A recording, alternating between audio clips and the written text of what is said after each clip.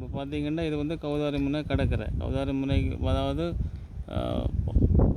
ஆலடி சந்தையிலேருந்து உள்ளே போகிற உள் ரோட்டில் கௌதாரி ரோட்டில் இறங்கினோன்னா ஒரு 200 மீட்டரில் அந்த லைனில் உள்ள கடற்கரை இது. என்னென்ன நாங்கள் கௌதாரி முனைக்குள்ளே போகல இந்த கடற்கரை பண்ணி இந்த முன்னுக்கு தான் நிற்கிறோம். இது அந்த கடல் வழி கடல்னு சொல்லி மீன்பிடி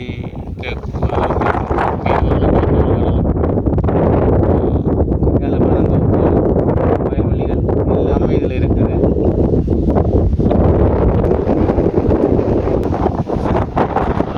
மற்ற பக்கம் பார்த்தீங்கன்னா எல்லாமே வயல்வெளிகள் பார்த்தா கிடக்கு. சரியான காற்றடிக்குது. அந்த காற்று சவுண்ட் இறைச்சல் எல்லாம் பின்னுக்கு பாருங்க ஒரே வயல்வெளிகள் தான். இது வந்து எல்லாமே வயல்வெளி தானே, தோப்பு ஏரியா தானே இது.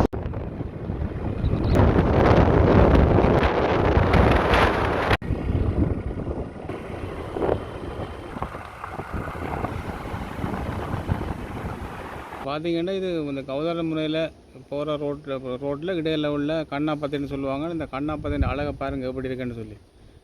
2 பக்கம் கண்ணாப்பத்தை, நடுவில் ரோடு. பார்க்கும்போது ஒரு அழகான ஒரு காட்சியாக தான் இருக்குது. இது வந்து ரோட்டுக்கு 2 சைட்லையுமே இந்த இப்படி கண்ணாப்பத்தை இருக்குது.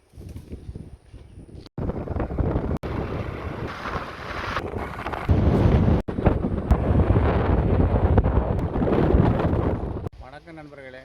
இப்போ நான் எங்கே நிற்கிறேன்னா கௌதாரி முனையில் மண்புட்டியில் நிற்கிறேன். கௌதாரி முனை அழகையும் இந்த மண்புட்டியின் அழகையும் தான் இன்றைக்கு நான் காணொலி மூலம் உங்களுக்கு காட்ட போகிறேன். வாங்க காணொலிக்குள்ளே போகலாம். மண்புட்டியில் ஏற போகிறேன். இது கஷ்டமாக தான் இருக்குது. மெல்ல மெல்ல மெல்ல ஏறுவோம். மண்புட்டி பாருங்க, ஒரு கால் 2 கால் பின்னாடி வருது.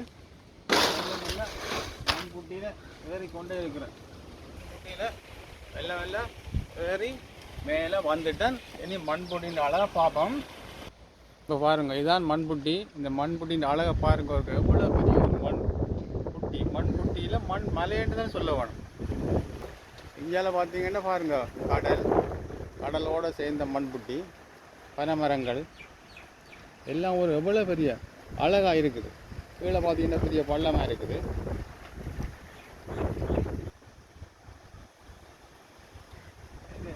மேலே போய் சேரல. அரைவாசி மண்புட்டியில் போய் கொண்டு வந்துடும். இன்னும் மேலே போவோம். பாருங்க, மேலே ரொம்ப கஷ்டம். பாருங்க எவ்வளோ பெரிய ஒரு மலையில சமைச்சாப்பா ஆட்டவா. ரொம்ப கஷ்டமாக தான் இருக்கு மேலே.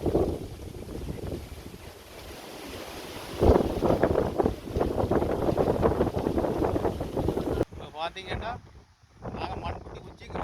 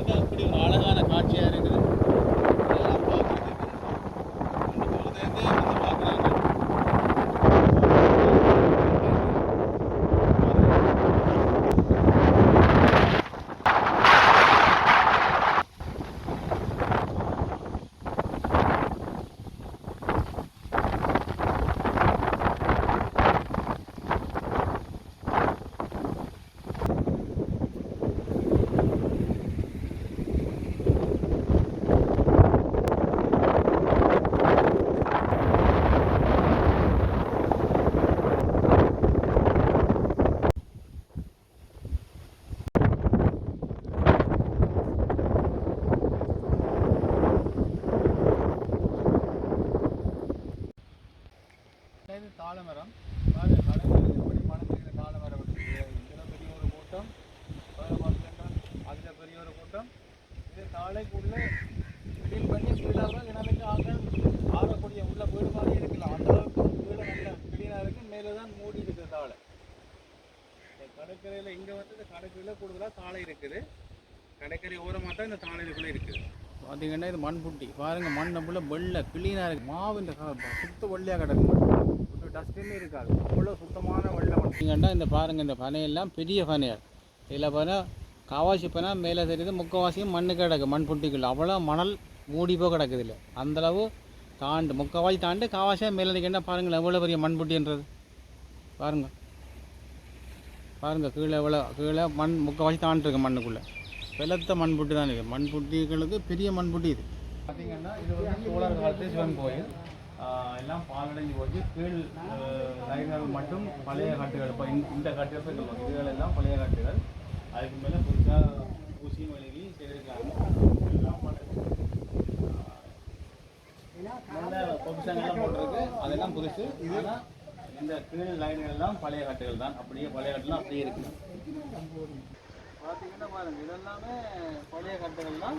அதுக்கு மேலே இப்போ இதெல்லாம் சுண்ணாம்பாடு தான் புது செய்திருக்கு. அந்த பழைய கட்டுகள் மாதிரியே செய்திருக்கு. இதெல்லாம் சோழர் காலத்தில் போட்ட அந்த ஃபவுண்டேஷன் கட்டுகள்லாம் இதெல்லாமே இந்த ஃபுல்லாக இது அவ்வளோ சோழர் காலத்து கட்டுகள் தான். அதுக்கு மேலே இப்போ பூசி திருப்பி செய்கிறாங்க. இதெல்லாம் அந்த பழைய கட்டுகளுக்கு மேலாம் பூசி இருக்குது. பழைய கட்டணும் உடைக்க இல்லை. மேலே மட்டும்தான் அந்த பழைய ஊழலை காட்டி போட்டு செய்கிறாங்க.